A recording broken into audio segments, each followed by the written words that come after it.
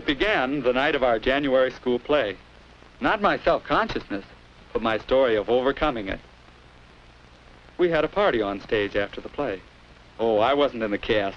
Not me. I was on the stage crew. But I'll tell you about that later. The point is, somebody grabbed a spotlight and started a sort of game. When the light stopped on you, you'd have to get up and make a speech. Jack sure did all right, but why not? He was the star of the play. That sort of thing was easy for him. Of course, I wanted to do well, too. I wanted to shine. I started planning what I was going to say. I'd wow 'em. And then it happened. There I was, in the spotlight, and I felt uncomfortable, and awkward, and different. And they were all watching me, and laughing. At what? At me? Well, what was I doing wrong? Did I look funny? Unaccustomed as I am to public speaking, I guess I'll just shut up and sit down. It was terrible. I knew it. Hey, that was neat, Marty, but don't be so self-conscious about it. Self-conscious. That was my trouble. That was why I felt so queer. And I began to remember other times I'd had the same feeling. I remembered giving a book report in class. It was exactly the same. Yes, as if there were a spotlight on me, and everybody was watching me. Oh, I managed to get through my report all right, but I was miserable. And then I remembered the first time I asked June for a date. I knew just what I wanted to say, but when it came right down to it, yeah, I felt spotlighted again. And the words didn't want to come out. And she was staring at... Was my face broken out again? And I remembered coming to try out for this play. Boy, I really wanted a part. I felt sure I could get one, too, until... I'm not going to try out. I'd like to work on stage crew. The stage crew. Well, it was fun, but it wasn't what I wanted. Yeah, the night of the party, Jack said it, and I knew he was right. Self-conscious. I felt I could never get up in front of the class, or ask a girl for a date, or do anything in public again. Yeah, I was a self-conscious guy. I couldn't even stay out the party. Yeah. Coach is showing us this little block. Come in like this and up. Oh, hi, Marty. Oh, hi, Jack. Okay. Say, what happened to you last night? I didn't feel so good. Oh, too bad. Boy, wasn't that something when they had that spotlight on us? Gee, I was so scared my knees were knocking. I could hardly talk. You were self-conscious? Sure, I guess everybody is sometimes. Everybody? I guess that's right. Say, listen, I've got to get to class. Sure hope you're feeling better. All right, so long. So long. Everybody's self-conscious. After that, I began to notice other people. Bill, for example. He always seems relaxed and comfortable. But a couple of years back, I can remember what a self-conscious guy he was. He really has overcome it. Then there's Anne. She likes to play for people.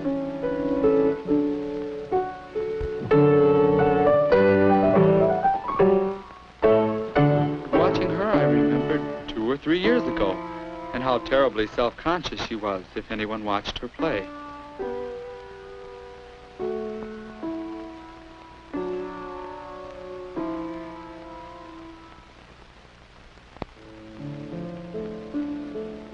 She certainly has changed.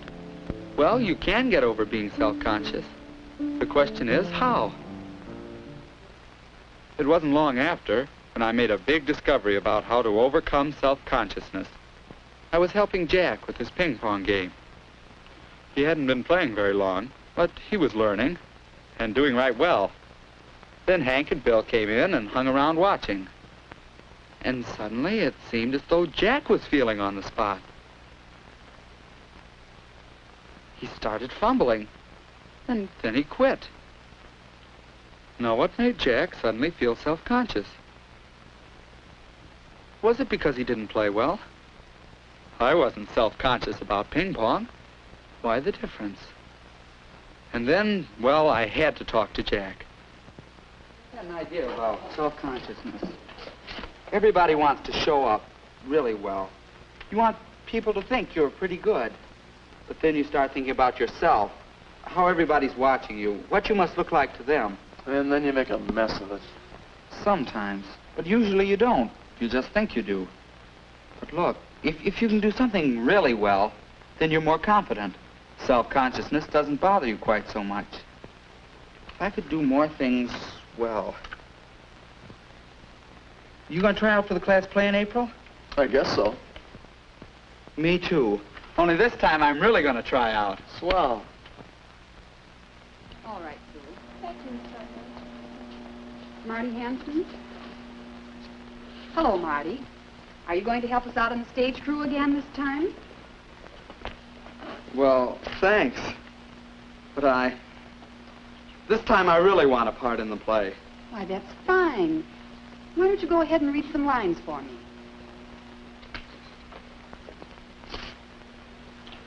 When I am in trouble, eating is the only thing that consoles me.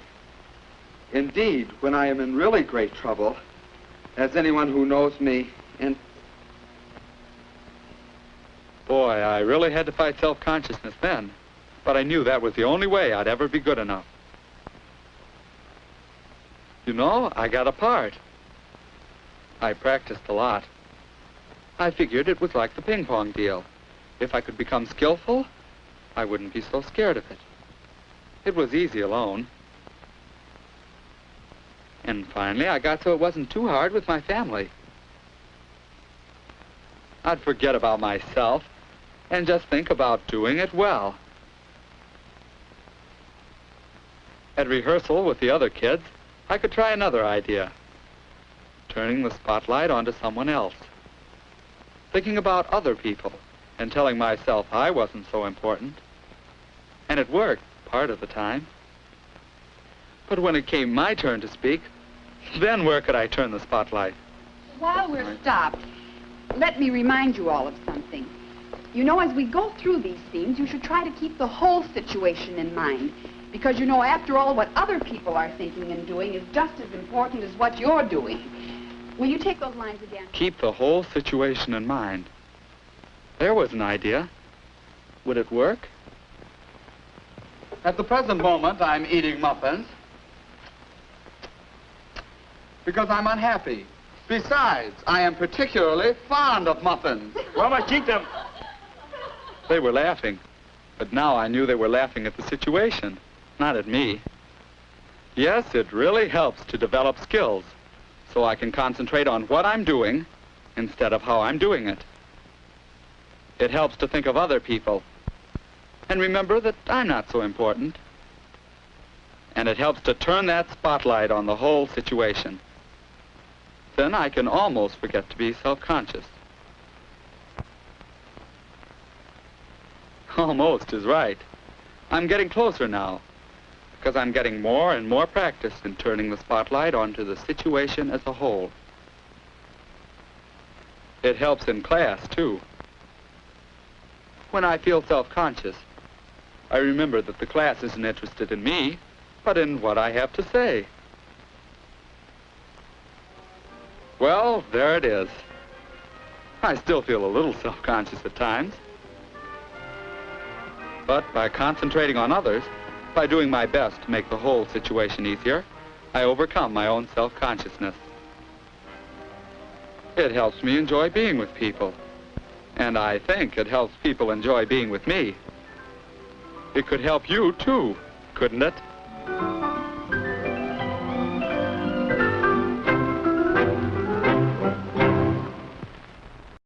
but my story of overcoming it. We had a party on stage after the play. Oh, I wasn't in the cast. Not me. I was on the stage crew. But I'll tell you about that later. Jack sure did all right. But why not? He was the star of the play. That sort of thing was easy for him. Of course, I wanted to do well, too.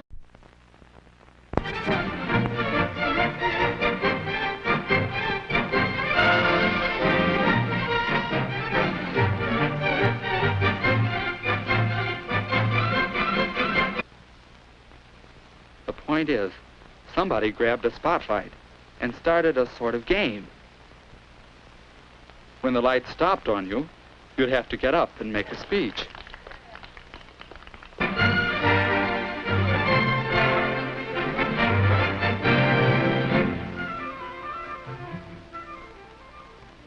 It began the night of our January school play. Not my self-consciousness,